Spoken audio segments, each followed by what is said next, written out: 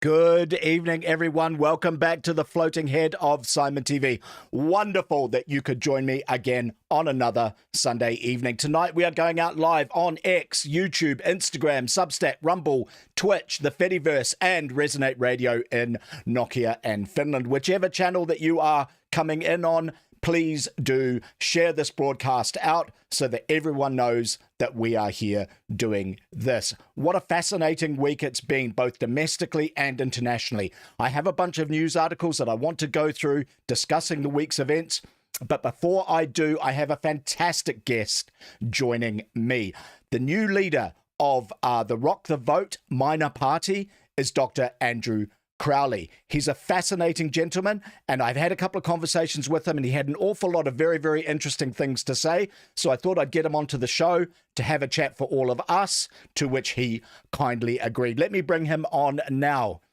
Good evening, Dr. Crowley. How the devil are you? Thank you very much, Simon. I'm fine, and thank you for having me on. Yes.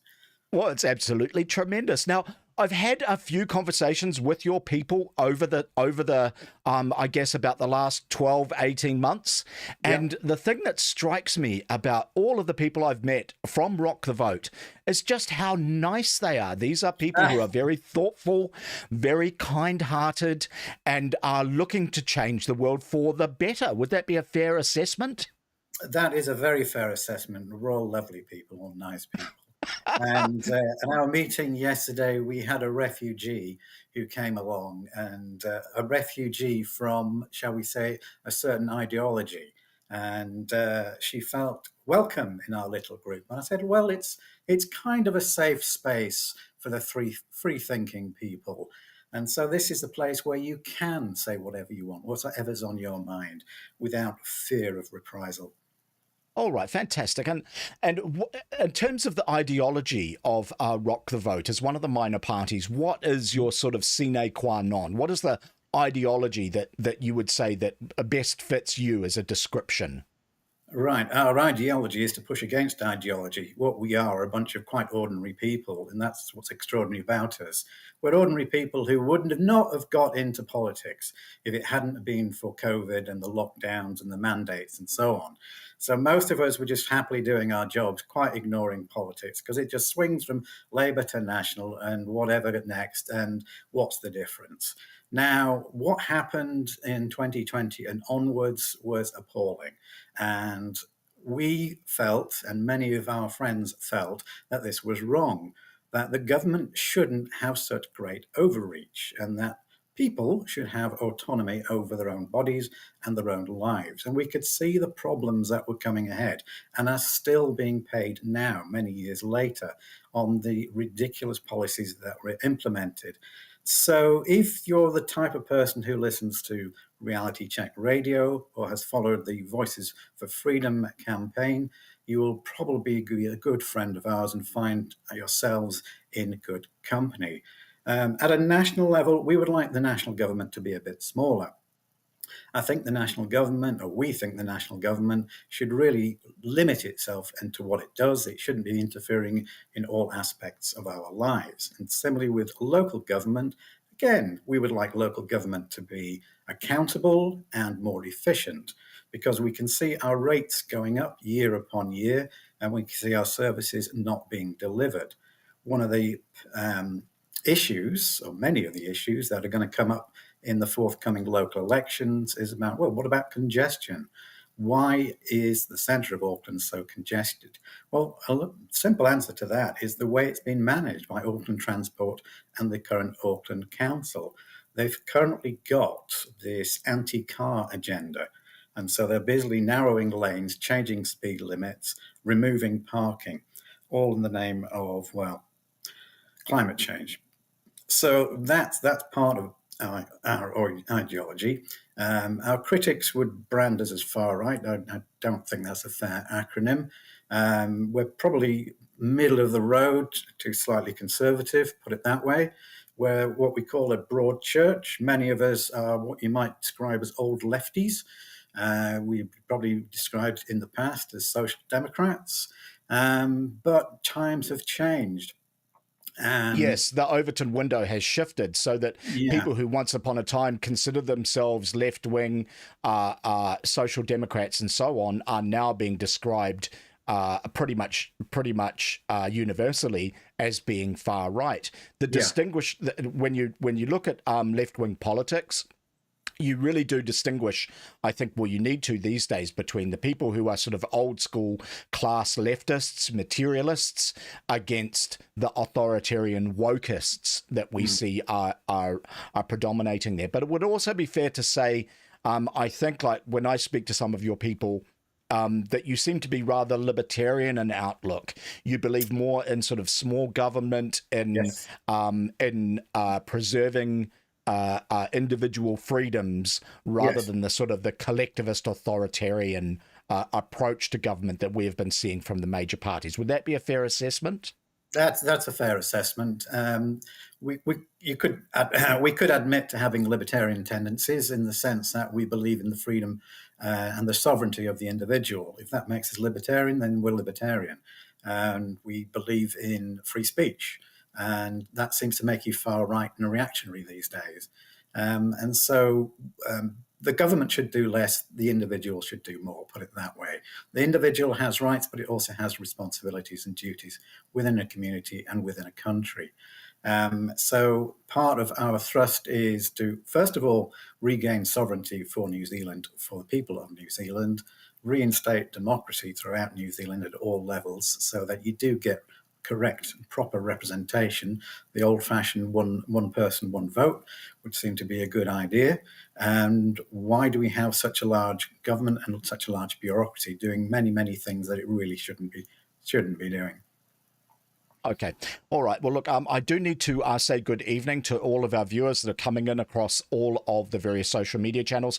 We're going out to 7 or 8 different social media channels, guys. Any comments that you write into the chat come up on screen behind me so that people on the other platforms can see us. I see that we have some of our regulars. Shelley the Kiwi is here. Good evening. Lovely to see you, young lady. Very interested to learn how you're getting on with your new pen. Adnan Belushi, New Zealand's premier satirist, is in the chat, which is fantastic. My old friend PLJ is here doing a little bit of moderation. Mr. Morpork is coming in. He kindly provided me a video that I'm going to play later in the episode. Good evening to you. Oh, Pirate Dagsy FM is here. Guys, if you are not tuning into Dagsy FM, his new radio station, he's recently gone 24 hours, and he told me today that he has upped the quality from 128-bit to 256-bit. I had a little bit of a listen. The quality of his stream is awesome. He has great taste in music. I well recommend tuning in to his station. Eternal Faith is here. Good evening. Oh, and Crunkster is in the chat as well. Good evening, everyone.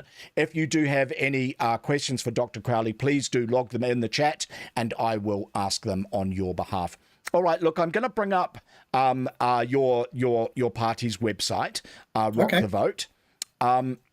And what I've got on screen is a selection of your principles, and I just thought I'd quickly run through them. I see that sovereignty and independence firmly uphold the principles of national sovereignty, which is a very good thing, I would think. And one of the comments you make is, to restore New Zealand's greatness, we commit to minimising external control, including that of international bodies like the United Nations, World Economic Forum, and World Health Organization, allowing New Zealanders to shape their destiny. Is this quite a key principle for you guys? Is that sort of self-determination on a nation-state basis? Absolutely, yes. So our tagline is restoring Oops, sorry, New Zealand. I've lost your audio. Hang on a second, mate. I'm not hearing that come through.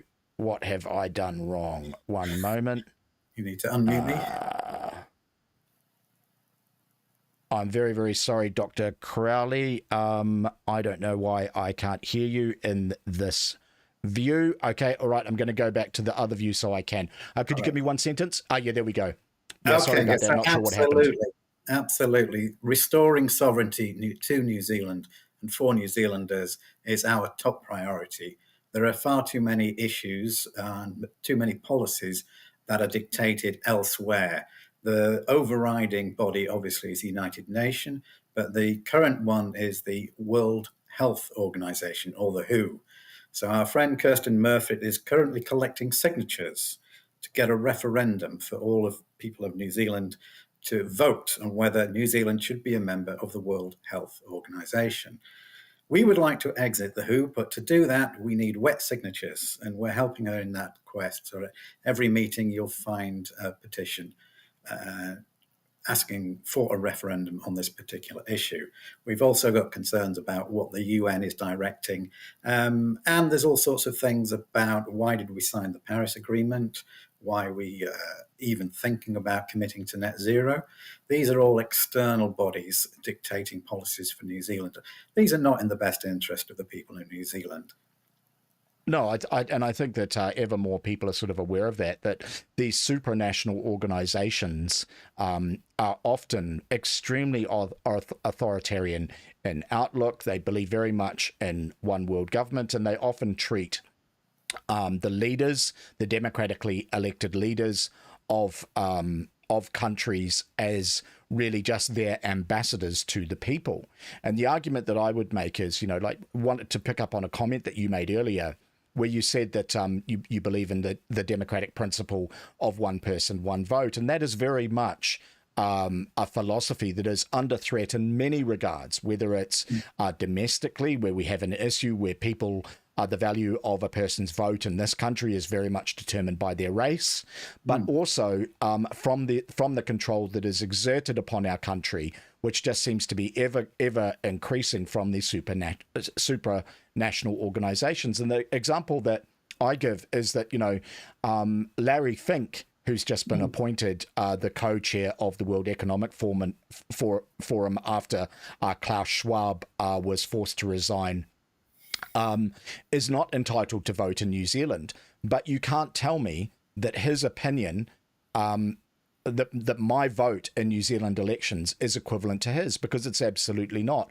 When it comes right down to it, whether it's Jacinda Ardern going in to receive her instructions from Larry Fink at BlackRock's head offices in New York, or subsequently her successor, Christopher Cindy Boy Luxon, going to BlackRock to have his photograph with Mr. Fink, that is the person that they both answer to. They simply, our political leaders in this country, it seems to me, do not represent the interests of the New Zealand people to supranational organizations.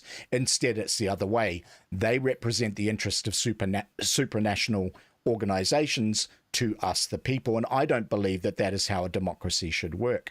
So what is the solution here, do you think? And what does Rock the Vote think? Is it the case that you think that we should pull out from these supranational organizations, or is there we renegotiate our treaties with them? What is the solution?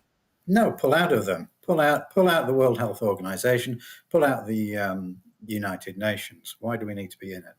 And there are plenty of cross-border and international agreements you can strike without being subservient to these, as you say, globalist organizations. They originally, so they were set up with good intention, like many things, and they steered away from being, well, let's make it a peacekeeping organization, into let's become a one world government. And so many of the agreements that are being negotiated effectively in New York are now being imposed upon many, many different countries. And it's not to the benefit of the people in those countries. It's often to the benefit of the people like Larry Fink. Why would you trust a billionaire like that? I mean, we had such high hope when the new coalition government came in, as that they would move away from that. I mean, it's pretty obvious that, Jacinda Ardern was a pupil of the school of the World Economic Forum young leaders, along with Justin Trudeau. And we were hoping we would be getting away from the World Economic Forum. Why do we need it? Who voted for them? Certainly we didn't. And we have no say in what their policies are. And no, we don't. If you look at their agendas, they're quite, it's terrifying. They are indeed, but one of the argument that that many make for remaining inside these organizations is that because they're multilateral, this is it provides the world with a forum to resolve its problems, and this is the advantage of the United Nations as over its predecessor, the League of Nations, and that also there are trade implications for for pulling out of some of these organizations. And for a small economy like New Zealand, we do to a degree need to play the game in terms of international affairs, because we are a leaf on the wind of international affairs. And the potential for us, if we are perceived to being misbehaving, to be punished by some of these supranational organizations in such a manner that does serious harm to our economy and therefore the lifestyles of our people, needs to be factored in as a consideration. What do you think about that as a counter-argument to unilateral withdrawal? It sounds like a good idea, and that's how the United Nations started, as basically a place to broker peace, to avoid conflict, and because it emerged after the Second World War, and it was a great idea, and that was a great talking shop. But it's since emerged, and their role in peacekeeping isn't as good as it should be, certainly not as effective as it should be. And in terms of what did we do before, and how do nations deal with other nations in terms of trade? We've always done trade with other nations. There's no reason why we can't carry on doing trade deals.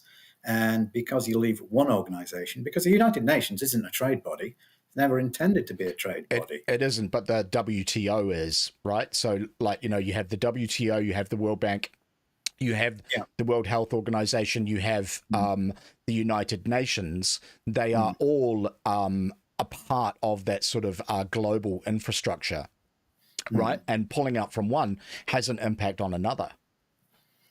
It may have an impact on the other, but let's see. I would say that pulling out of the UN and the WHO has much greater impact and benefit to New Zealanders than staying in it.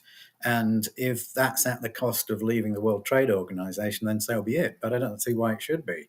They're not joined at the hip. And there are many other global organizations, the World Bank and the IMF, which are supposed to be separate from the United Nations. The United Nations is not supposed to be a bank, a financial credit organization. It's not supposed to be a broker of free trade agreements and fair trade agreements. So at the end of the day, the people in charge of your government need to negotiate trade deals with whomever they need to negotiate trade deals, whether it's China, Australia, Britain, or the USA. They still have to negotiate those trade deals, and they still need to negotiate the tariffs that are being put in place. So, you've seen what's happened with Donald Trump and the tariffs in the US. What have the World Trade Organization done about it? Absolutely nothing. It's been left to individual countries to do individual trade negotiations with the USA. And so when the USA says we're going to do this, the World Trade Organization has no power over them to say otherwise.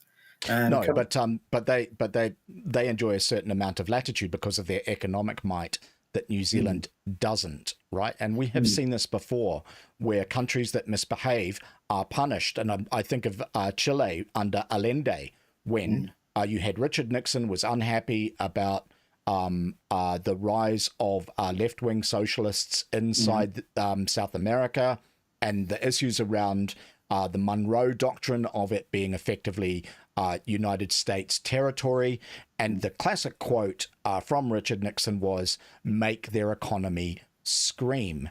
All right. And they did that to Chile, and it ended up with the rise of Margaret Thatcher's then friend Pinochet. And the assassination of Allende and all that sort of stuff, right? Now, the thing is, the Americans, as they normally do, they used international institutions as well as their own economic might to impose that sort of punishment. I don't think that we are in the same sort of circumstance now, because in point of fact, the Americans tend to be much more inclined to be looking to create, particularly under Donald Trump, bilateral arrangements with countries and move outside of these sort of globalist institutions. However, that is not true of the European Union, of the Ursula von der Leyens. It is not true of the United Nations, the World Bank, the IMF, all of these organizations. And the threat to us of that is really significant. The other factor that I would bring up is that the world is changing, right? Like, the vision was that rather than having, like, via the WTO, rather than having a whole bunch of bilateral trade arrangements between countries. Instead, what you had was a set of standards that countries abided by, and that meant that it just enabled free trade around the world. Of course, that hasn't really worked, right? Like you look at the for decades, the issues around subsidies in Europe versus the United States for things like steel to protect their domestic industries. The other issue is that as the world moves away from being unipolar around the United States, with America being the only superpower with full spectrum dominance, what we are seeing now is more of a splintering effect. We have the rise of the BRICS, where there are trade negotiations. There's effectively a trading bloc there around Brazil, China, India, and Russia, right? And also, there's a splintering of one of the other factions inside that, the United States, from the European Union. You also have what I think is really fascinating is countries like India and China are doing oil deals in a currency that isn't the US dollar. Yep. Right. So with all of that going on, there does, it's for a small economy like us, we really do need to tread carefully in a changing world, wouldn't you think? Absolutely, you do need to tread carefully, and obviously you don't need to throw out the baby with the bathwater, as it happens.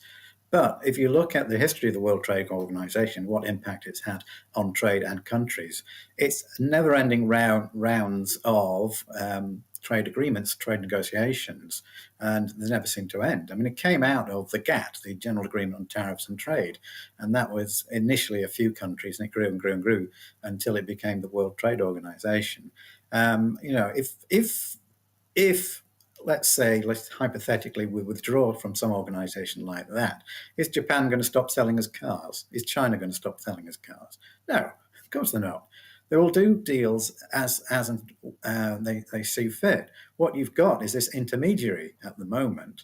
So these globalist organizations are making the world to suit themselves and to suit their friends. They've set up the banking system. They've set up the International Bank of Settlements, and you've got the Visa network and the various other credit cards, which ties up the finances across the world, including the SWIFT organization. Now, if the BRICS countries bring out their own currency, which it looks like they already have, and they start actually trading in that, then the dominance of the US dollar is going to go down. And the key player in this is actually Saudi Arabia, because the reason the US dollar is the reserve currency, and it's one of the reasons that the US has such clout, is because Saudi Arabia in the 1970s agreed to sell oil in dollars. And the backside of that is, of course, that they get the protection of the US military in there. But if tomorrow or next year Saudi Arabia starts deciding to sell things in currencies other than US dollars to the outside world, then the value of the dollar is going to plummet.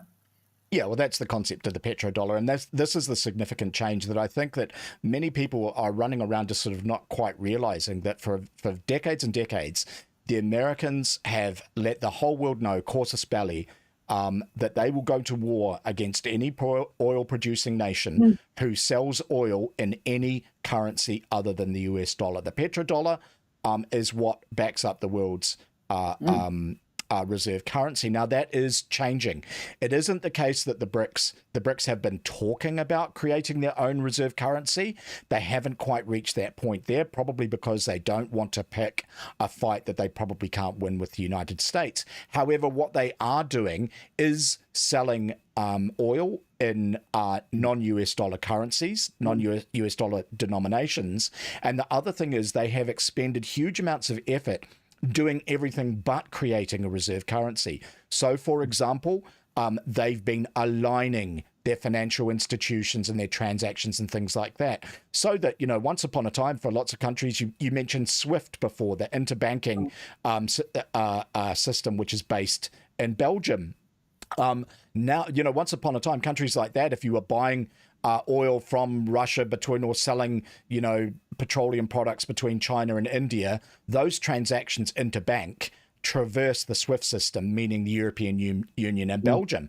Now, all of those financial mechanisms and instruments exist for these countries to trade directly with one another. And I think that this is really, really significant. And what I'm not seeing from New Zealand diplomatically, and certainly not politically from Christopher Luxon's administration, is any sort of realization that the world is changing in this regard, and that this globalist approach to things about, voting at the United Nations, looking for trade liberalization at the World Trade Organization, signing up for World Health Organization edicts, all that sort of thing. Those are the conversations of yesterday and not the conversations of tomorrow. Would you think that's a fair assessment? It is a fair assessment, but the government of New Zealand really should put the priority on the people of New Zealand and the country of New Zealand. And in uncertain times, as we've got at the moment, one of the best things to do is, one, make sure you've got your own sovereignty. Two, you can be self-sufficient. So at the moment, we made a huge mistake in closing down Marsden Point. We've made a huge mistake in cutting off oil and gas exploration in New Zealand. So New Zealand could be self-sufficient in oil and gas. In fact, so much there you could probably be a net exporter of oil and gas. And the future prosperity relies on a reliable source of energy, particularly if it's cheap. And we've got that capability in New Zealand.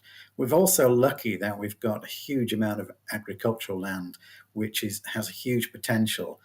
Potentially what we already do. We export far more food than we eat. There's a potential to feed at least 5 times the population based on what we're doing already. So that there's plenty to exploit. New Zealand has so much potential, but our politicians seem to be giving it away. So if you start signing all these agreements, or sabotaging it. You're sabotaging. You are dependent on other countries for the supply of some quite basic things. I think that's a really key point you've hit upon there, Dr. Crowley. That was a big part of the Ardern regime's strategy, was to remove New Zealand's self-sufficiency and make us as dependent as possible on these supranational organizations and those trade deals. That is why the two advantages that New Zealand had was energy independence and the ability to produce huge amounts of protein. The Ardern regime did absolutely everything they could to undermine both of those two economic advantages that New Zealand had. They made life as difficult as they possibly could for the farmers through a whole bunch of climate nonsense regulations. She unilaterally destroyed our oil and gas exploration industry, and of course took out Marsden Point, our only oil refinery. But before I go on, I do want to say good evening to some people. I see Michael, who is the chairman of your party, is here in the chat. Good evening, Michael, and to your lovely wife, Catherine. Great to see you, mate, he says. Thank you for hosting, Andrew. It's my pleasure. Cheers, Michael. Yep, nice to see you, young man. Dirk Hopper's here. At-draw votes appear valueless now. I cannot ever recollect an audit in my 65 years. A fella's speaking common sense here. I'm shocked. Dr. Crowley is speaking a lot of sense, Dirk, but me, I'm just talking my usual bollocks. PLJ says UN has increased peace. Oh, I don't know if that's true. Democide has increased since the UN started. That is exactly right. Operation Gladio, says Shelley. I'm not sure what that is. I got an email from Wins the other day to say, come April, if I have any borders, I will be classed as a secondary income. How does that anyone eat, let alone live? Yeah, well, they're making it hard all the way around. Judith is here. Good evening. That sabotage, not a mistake, shutting down Marsden Point. Judith, I absolutely agree. I think it is deliberate. Eshaw is here. Good evening. Nice to see you. And Dirk Hop says, NZ Steel has told MPs that it may be forced to close with the loss of thousands of jobs if changes aren't made to the climate response bill. Yep, this is all pretty disturbing. But I wanted to come back to some of the stuff that I saw on your on your website. So I'm going to switch to that scene and see if I can get your audio working when I do it. But I'm just going to read a little bit of it here for the audience. The next point was individual rights and transparency. Our political ideology centers on the empowerment of the individual. Government exists to serve the people and must always be transparent and accountable to its citizens. That really struck me. We pledge, says Rock the Vote, to protect and uphold freedom of thought and expression as fundamental to our democracy. Our commitment includes enshrining the New Zealand Bill of Rights to safeguard the sacred rights of individuals and prevent overreach, as seen during the challenges posed by events like forced vaccination and restrictions on personal freedoms. I would say here, but can you talk us through that? Certainly. I mean, the first thing you can do is push back on all these hate speech laws. And so one of the founding principles of any true democracy is the ability to talk freely. And if you can't talk freely among, whether in friends or among politicians, you can't have a proper democracy. And if one side says what you're saying is hurtful or objectionable and they can shut you down, then democracy dies in that. And everybody starts lying. That's what we've seen now. I mean, you know, when you're in a tyranny, when everybody is lying to everybody else all the time about everything. And I think that was Solzhenitsyn that said that. It was Solzhenitsyn, yeah. We know they're lying, they know they're lying, la, la, la. Yeah, and there's all sorts of aspects of our politics where they're just barefaced lies. And an awful lot of people are going along with the lies. And you've already mentioned climate. There's so many lies in the climate debate that why should New Zealand basically commit economic suicide for the sake of what they're calling the planet, given the size of New Zealand's emissions, so-called emissions, in the global sense. You know, just look at China. Is China going to shut down its coal-fired power stations? Of course not. Is India going to shut down its coal-fired power stations? Of course not.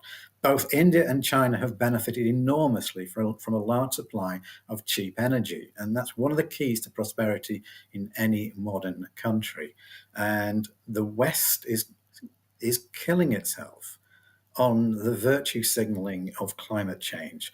Oh, we're so good. We're so virtuous.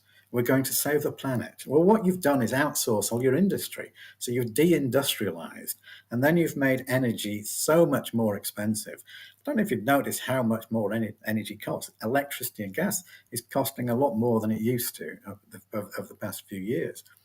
And the new government isn't actually helping. So the attacks on the farmers haven't stopped. The amount of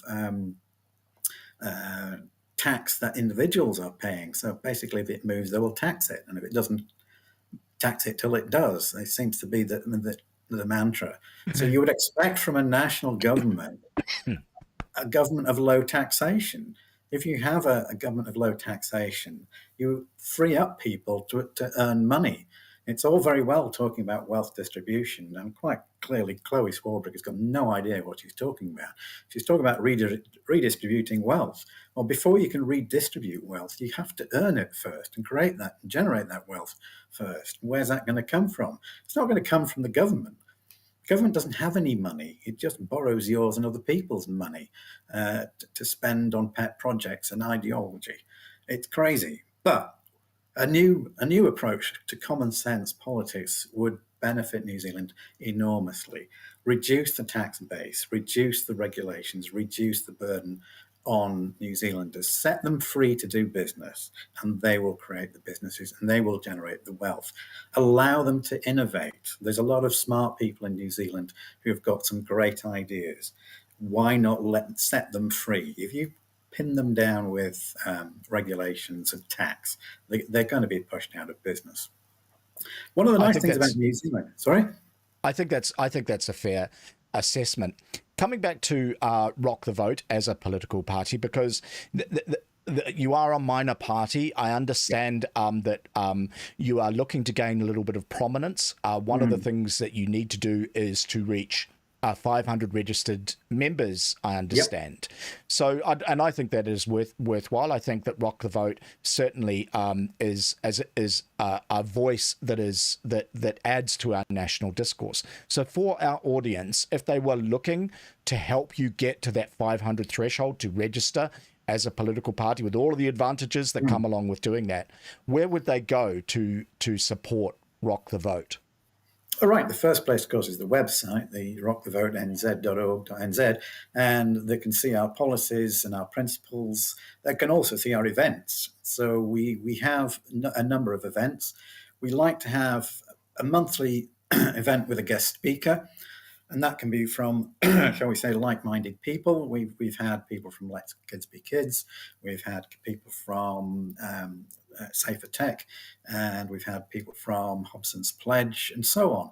And they generate a general interest and get people of, I say, they're not always agreeing with us, and you're never all going to agree with me or agree with everything that Rock the Vote do.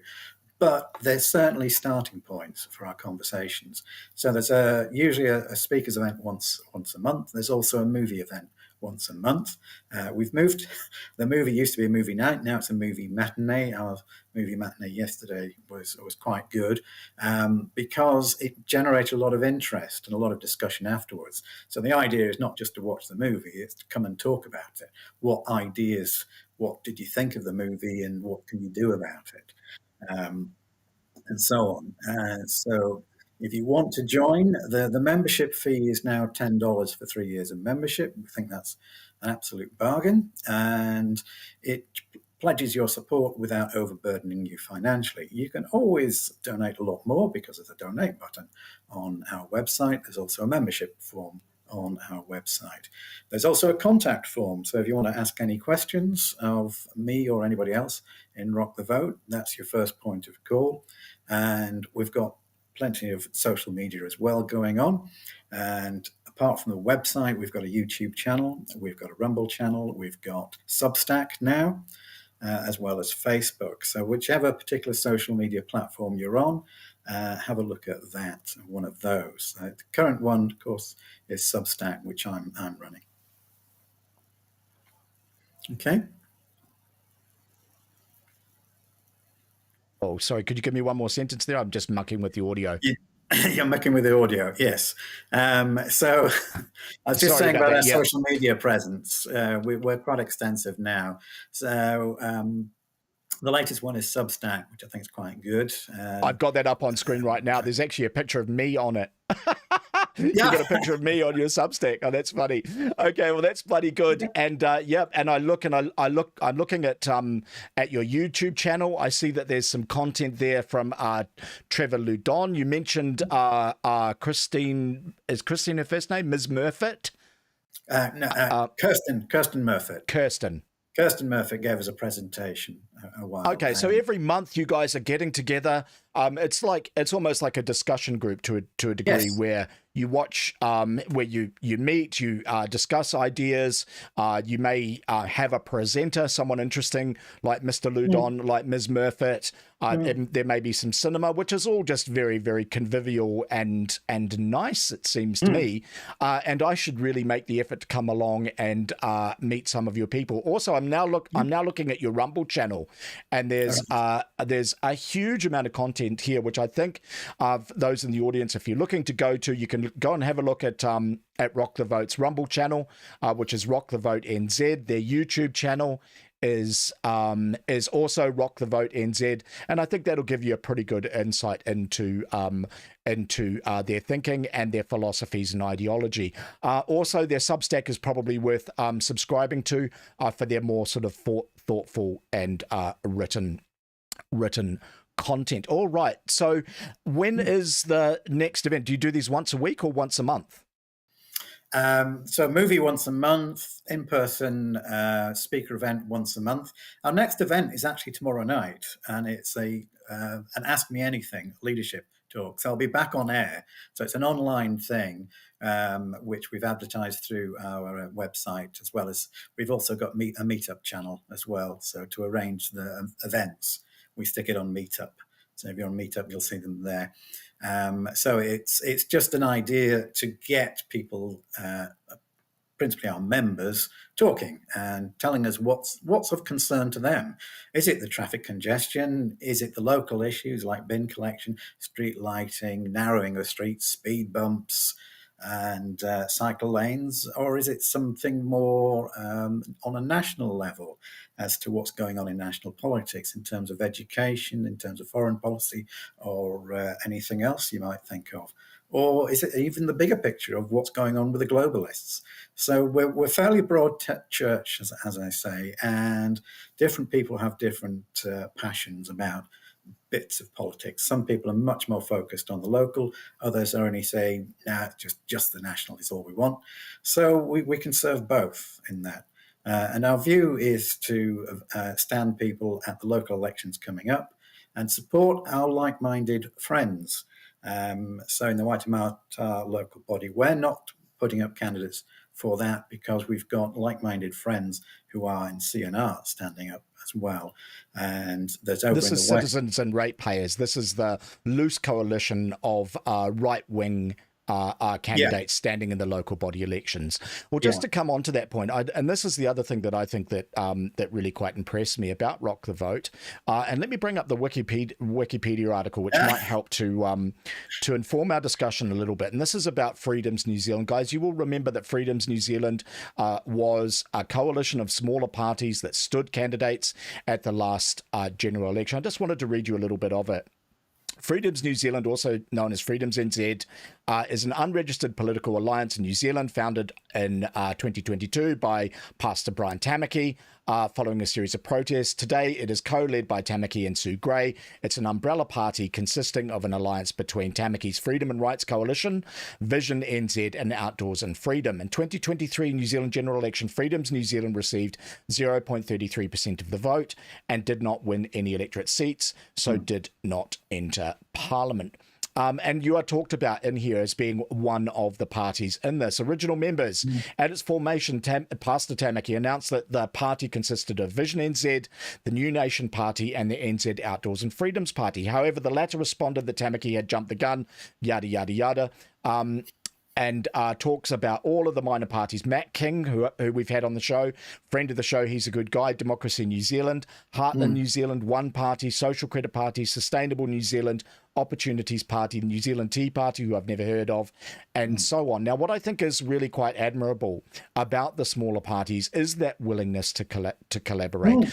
I understand that, you know, your people, while not standing candidates in the current local elections here in Auckland, have been going out in their spare time supporting candidates from other parties. It's that sort of collaboration, that willingness to create a sort of a united front and focus upon the issues that you agree upon rather than or as opposed to those things upon which you disagree. And I think that that is really, really admirable. You know, you would never find, for example, National Party supporters going and putting up New Zealand First hoardings before an election. And I think this is good. I think it's an admirable approach and attitude. But I also think that there's a pragmatic aspect to it, that the advantage of collaborating can lead to coalition, which means that there's more of a chance of getting representation from your segment of the population. Is that kind of the strategy that you guys have in mind? Yeah, that's kind of the strategy. So coming back to Freedoms NZ, it was what was called an umbrella. So it's an umbrella party. So it was registered as a political party, and the constituents were forming that. So obviously led by Brian and Sue in there, but there were others, and we were one of the constituent parties in it. Rather than standing on our own, why not stand together with like-minded people?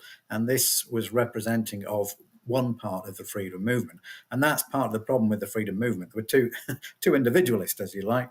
They like to do their own thing. So standing as a collective is well, it is against their principles, as you can imagine.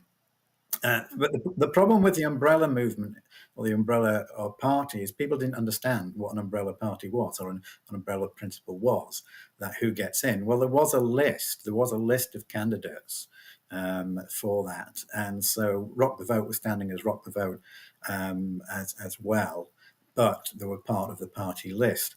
So moving on from that, we're still in touch with lots of parties, and we still have this, what we call the Freedoms New Zealand, which is a loose collaboration. We're not determined not to call it a party or an umbrella. What we want to know is what's going on. So there's Democratic Action, there's Reunite New Zealand, there's a few others. We've had Guy Slocum, we've had Ted Johnson, and so on. Just to find out what's going on, rather than trying to do it all on your own. And we know politics is about the possible, and collaborations are essential. So the danger is, as you've pointed out, that the danger is that you split the vote. Well, if you do it strategically and you pick where you're going to stand, your candidates, then you coalesce the vote rather than splitting it. You're combining forces and saying, well, they're standing on the same sort of principles that we are. Then there's nuances in the actual politics and the policies they're pursuing. But on the basis of principles and standing up for freedom and the sovereignty of the individual, then we can go along with them and we can support them.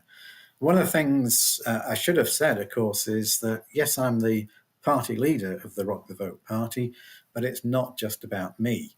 And the trouble with a lot of these smaller parties is they are one-man or even one-woman parties. And I think that is to their detriment, because what happens when that one man or that one woman decides to give up? Often the party will disappear. And so we've seen little political parties come and go. We're the one that's still around, we're still active, we're still having regular meetings, and we're still engaging with the people that are of concern. All right. And strategically, you're targeting candidates at the 2026 general election. Is Yes. that the intention? Okay. Yes. And are you doing some polling? What is your polling showing you about electorates that you might target?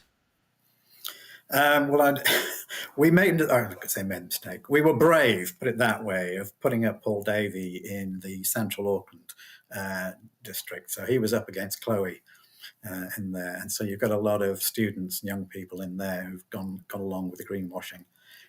So Chloe got in again. But on principle, it was a good campaign. We got our messages out there. We talked to an awful lot of people. We delivered a lot of leaflets and put up a lot of banners.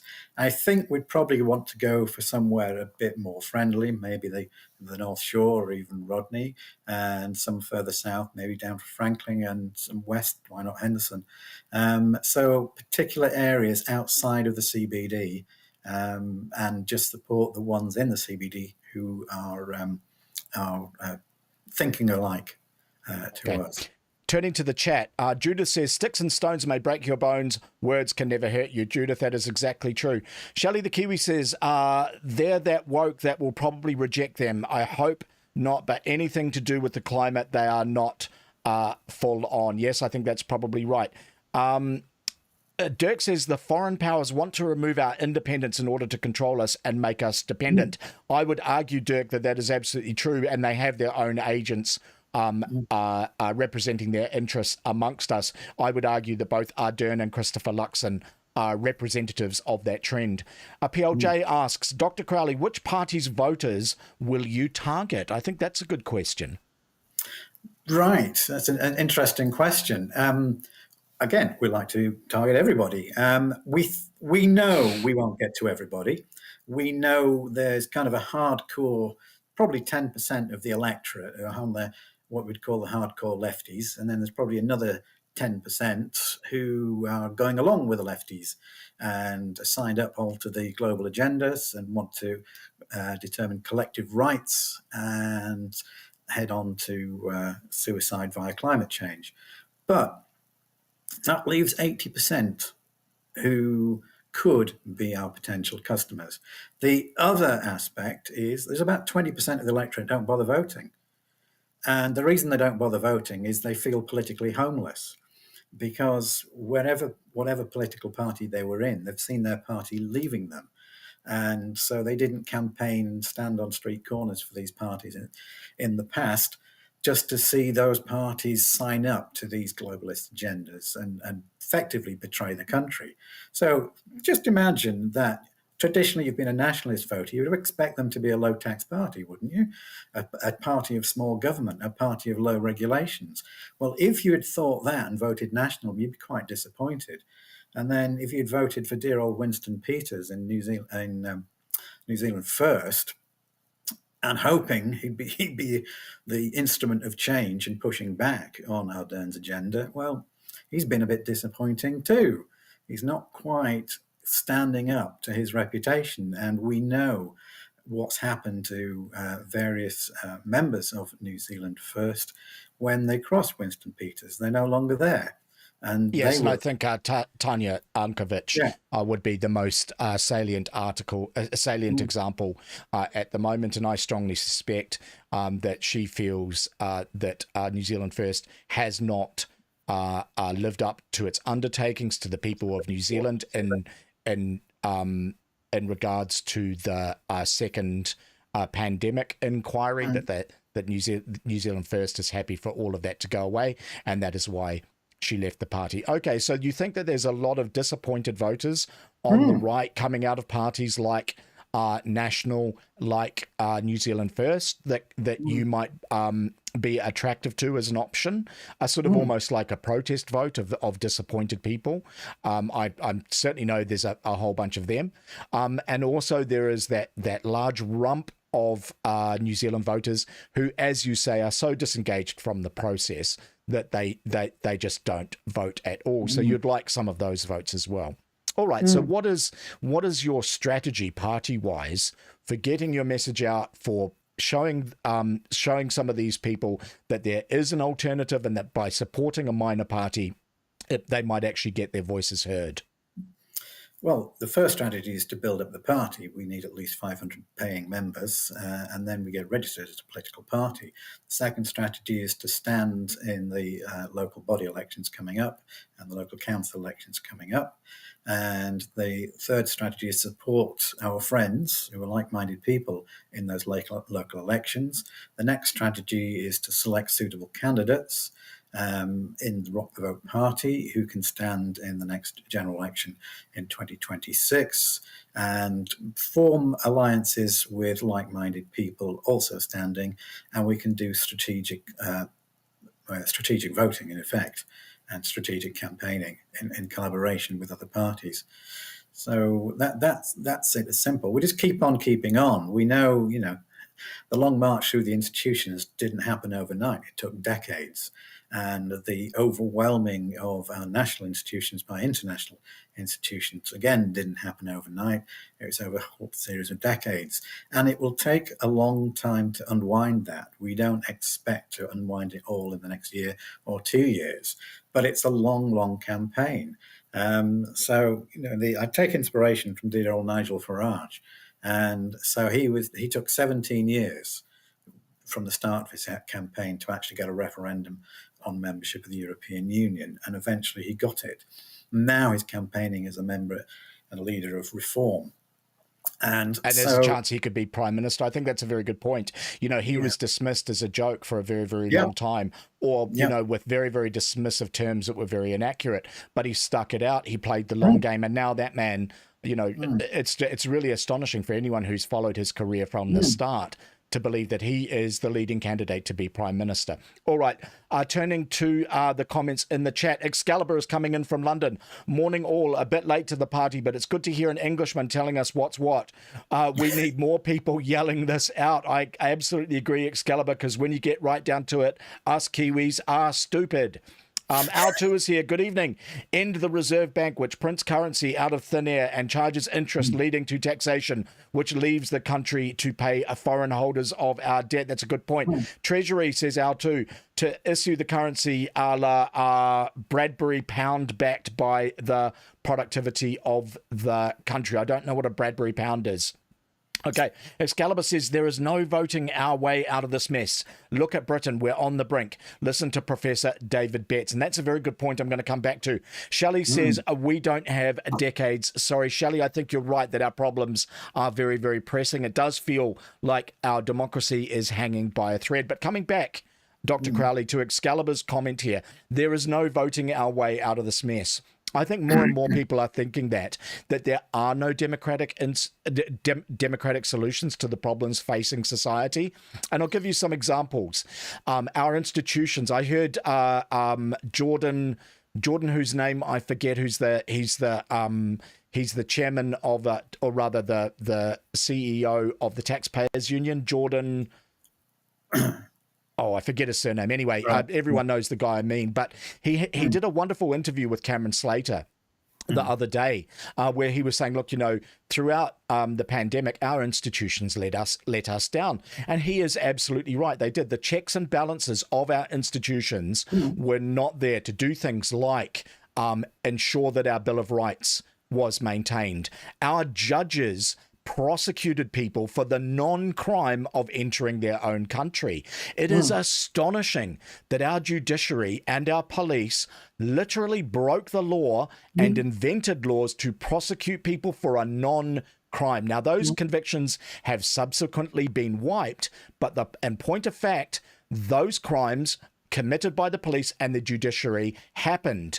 Another thing about those crimes from the police and from the judiciary is no one has been punished for it. No judge who handed down a conviction to a New Zealander for the non-crime of entering their own country has lost their job, has been disciplined, or has been sent to jail where that judge belongs. Judges don't get to prosecute people in a democracy for non-crimes because Jacinda Ardern told them to. That is not how a democracy behaves. That is what happens in a tyranny.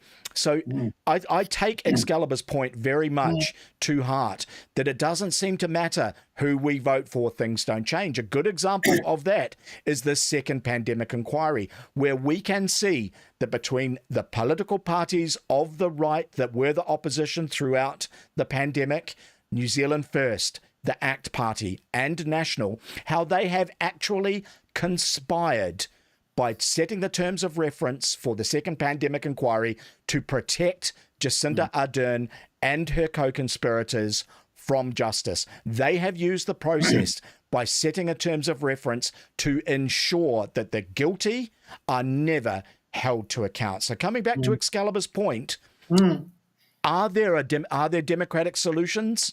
It doesn't matter who New Zealanders vote for, or is it time for us to start looking at non-democratic solutions to the problems that our society is facing?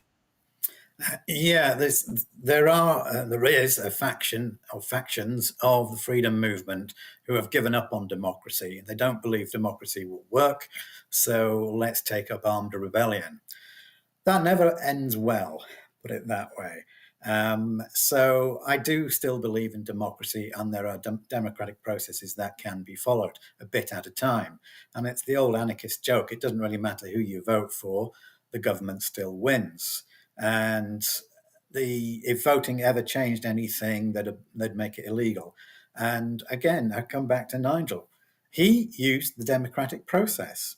He campaigned, he petitioned, he stood on doorsteps and street corners saying, I want a referendum. We want a referendum. And he got a following because so many people agreed with him. And when it came to the referendum, the government and the civil service and the media all believed it would be a walkover, that everybody would vote Remain because they're all good, loving Europeans. And yet the majority of the British electorate said no. And it was a massive turnout, the biggest turnout they've had for a referendum. And it took another 3 years. So it was almost like, well, I know they voted, but the people don't really know what they want. And we, the government, are much smarter than them. So we will decide whether we stay or not. And so it went for election after election. So another 3 elections before they finally got a person who said, let's get Brexit done. And sadly, Boris was a huge disappointment. And all right. Well, I think that's a pretty good though that is a pretty good defense of our democratic processes. Excalibur, I hope that answered your question. I think it is an optimistic approach, but I don't mind hearing that. I do like to hear that people have some optimism, because let's face it, in our country and many countries throughout the West, particularly in the Anglosphere, there are a lot of people that are losing hope in our democratic institutions, because they have let us down so badly, and because it doesn't seem to matter if we've got the tyranny of Jacinda Ardern, we vote for Christopher Luxon, and rather than being the antidote to Ardernism, he is a continuation of it. And that is why people tend to become pessimistic. And it is actually nice to hear, on behalf of Rock the Vote, you present a relatively optimistic argument. Al2 says Bradbury pound took over from the Bank of England pound in World War One. Okay, I don't know an awful lot about that. It was debt-free as the Bank of England basically collapsed, so they implemented it over a long weekend, stabilized the currency until the Bank of England took over later in the war and took UK debt from 800 million to 8 billion. Okay, that's a really interesting history, R2. I'd like to know more about that. And Excalibur bitches out for Raj. He's drowning in Islamism. Well, certainly when you look at what is happening in the United Kingdom with reform, with some of the other minor parties, there is a little bit of ruction there. But what I think is really, really fascinating is that Reform, despite the issues that they are having right now, is still the party of the right. They're the most prominent party, warts and all, at the expense of expense of the Conservatives. Well, think about what the alternative, because if you go for armed struggle, it's the ones with the most guns who are going to win. And who's got the most guns? You're going to return to tribal warfare. Is that what you want for New Zealand? All right. Fervin Hawking is here. Good evening. Doing something is better than doing nothing, and getting like-minded people together is a good thing. Yeah, this is what I really admire about these minor parties, is they're very, very good at mobilizing people who share a similar point of view. As Dr. Crowley has talked about, they have regular monthly meetings, weekly meetings, and things like this. They're looking to promote themselves and get out and about and be, as he says, a broad church where they're prepared to have people come along and introduce ideas which are then discussed to form a consensus. It's a very different approach to the top-down authoritarian approach adopted by the major parties. It's not like you can go to the Green Party and say, hey, maybe we should rethink our commitment to climate change. They don't want to hear that. It's not like you can go to a National Party branch meeting and say, maybe Christopher Luxon shouldn't be hugging Ursula von der Leyen on national TV. They don't want to hear that. And this is the great thing about these smaller parties, is they are a lot more convivial and a lot more open to fresh ideas. All right, Dr. Crowley, you mentioned that you are going live tomorrow night on your social media channels. Yes. Where would people tune in to watch that? All right, it's basically a Teams meeting, so the access to it is via our Meetup. So if you go to meetup.com and look for Rock the Vote New Zealand or Rock the Vote NZ, you'll see it listed in there. Okay. And it's also linked on the Rock the Vote website as well. So all right. And what time are you kicking off tomorrow? What time are we kicking off? I think it's 7:00. Yeah. 7:00. Okay. All right. Well, look, I'll tune in. I'm really interested in what goes down there. And also tomorrow, I might have a chat to you and to the party chair about how you could go about simulcasting that to your, to your other social media channels. All right. Well, look, we've been talking for an hour. Before I let you go, okay, what is the one message you would like that our audience to take away from tonight's discussion about Rock the Vote? Well, the main message is you're not alone, because I felt very alone during the pandemic. I thought I was the only one who thought the reaction to the pandemic in 2020, March 2020, I thought it was insane. I thought it was inhuman and a huge mistake. But apparently I was the only person on the planet who thought that. And we had everybody around us, all the media were telling us, no, this is good. This is what we want. This is all for the right thing. This is insane. I was watching the world going mad, and we then eventually got out of lockdown and went to a lockdown protest. And the atmosphere there was fantastic. It was a lot of other people who thought also it's mad. And you will also lose friends, by the way. Standing up for what you believe in, you will lose friends. But when you come to us, you'll make some new friends, because we're not that judgmental in that sense, that we don't have pronoun badges. We don't have identify as. We don't have, we're in a group collective, we all must believe the same thing. I know and I recognize that many people have different values, different beliefs. We're not, we've got lots of Christians in our group, but we're not a Christian-based society. We've got a lot of pro-lifers in our group, but we're not a pro-life particular party as such. But we stand for individual sovereignty, and we stand for national sovereignty, put it that way. So if you care about the country and you want New Zealand to be run for the benefit of the people in New Zealand, then I think you should be coming along to see us, talk to us, get in touch, and we'll try to answer your questions. Fantastic. All right. Well, listen, thank you very much for the pleasure of your company this evening, Dr. Crowley. It's been fascinating to speak with you, and I do wish you and Rock the Vote every success. Guys, I think that Rock the Vote is a political party that makes a valuable contribution to our national discourse, and I do encourage you to sign up. I think that, this is a party that ought to have 500 members so that they get a little bit of traction in places like the debates and like the media and so on and so forth. So please do consider it. Please also do consider tuning in and listening to some of their guest speakers and some of their live events. All right, guys, I'm going to say good evening to Dr. Crowley off air. It has been fantastic to have him as a guest. I'm going to play you a little bit of music, come back, hit you with a couple of articles. You are watching Simon TV.